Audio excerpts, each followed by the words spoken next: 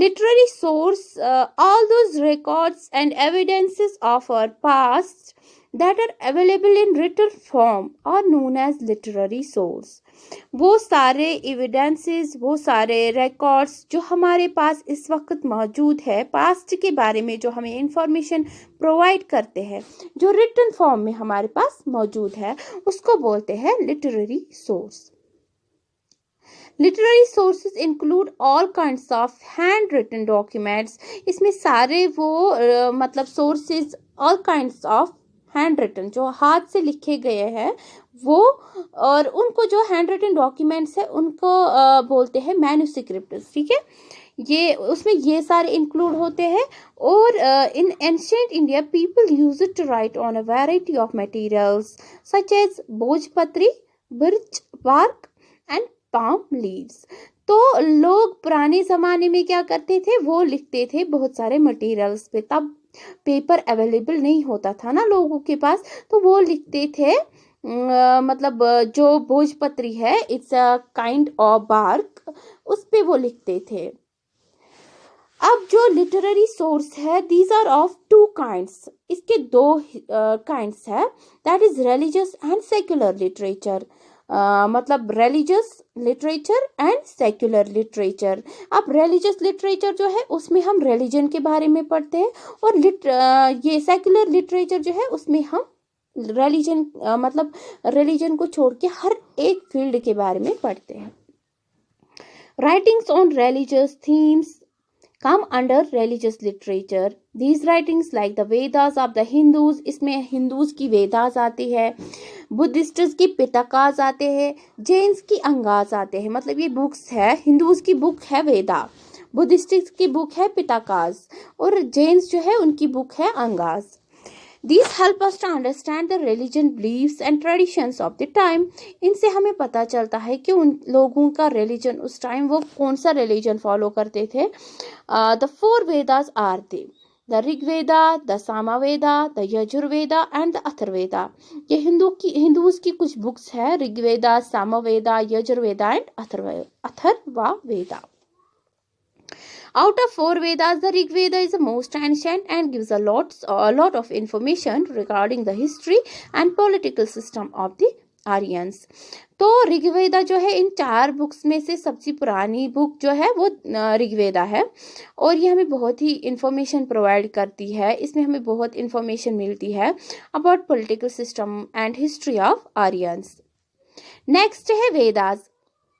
Next to the Vedas, Vedas के बाद आता है two great epics, that is Ramayana and the Mahabharata. उसमें आती है रामायण एंड द महाभारता. आपने इनका नाम सुना होगा. These are the famous books in Sanskrit literature. ये संस्कृत लिटरेचर में लिखी गई है.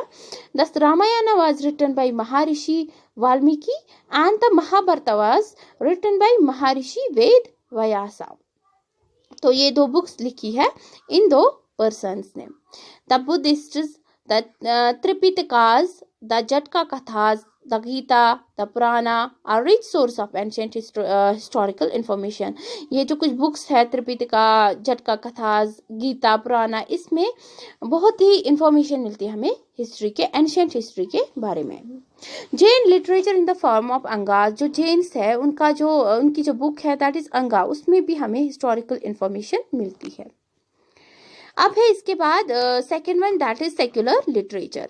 तो सेक्युलर लिटरेचर जो है it is a literature that is not religious. It is the literature that is not religious is known as secular literature. वो literature जो religion based ना हो उसको हम secular literature बोलते हैं. Secular literature includes poetry. इसमें poetry, dramas, memoirs, chronicles, travelogies and accounts of foreign travelers. इसमें हम ये सब पढ़ते हैं. तो फर्स्ट वन है इसमें अकाउंट्स ऑफ फॉरेनर्स.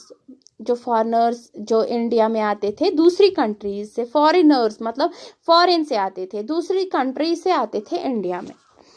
तो the Chinese pilgrims like Fahien, Hiuen Tsang and Itsing visited India in search of knowledge and Buddhist literature and left valuable accounts about the religious, social and political conditions of India. तो ये जो Chinese pilgrims है that is फाहिन, ह्यूनस्टैंग, इट्सेंग। तो ये आए हैं हिंदुस्तान में, ये आए हैं किस लिए, ये आते थे सर्च ऑफ नॉलेज। इनको बुद्धिज्म जो है उस रिलीजन से अट्रैक्शन थी, उसके बारे में ये नॉलेज हासिल करने आते थे हिंदुस्तान। और इन्होंने बहुत ही वैल्यूएबल अकाउंट्स यहाँ पे रखे, मतलब इन्होंने अपनी जो बुक्स कुछ रखी है यहाँ पे, उनने रिलीजन के बारे में लिखा है, social and political conditions of India, उस टाइम क्या इंडिया की कौन सी कंडीशन थी वो लिखा है। Hiuen Tsang is called the prince of pilgrims. जो ह्यूनस्टैंग है, तो ये जो ह्यूनस्टैंग है इसको कंसिडर किया जाता है एज प्रिंस ऑफ पिलग्रिम्स।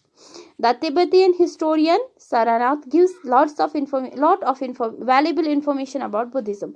जो तिब्बतियन हिस्टोरियन है that is known as Sarnath, उसने हमें बहुत ही इंफॉर्मेशन, वैल्यूएबल इंफॉर्मेशन प्रोवाइड की है बुद्धिज्म के बारे में।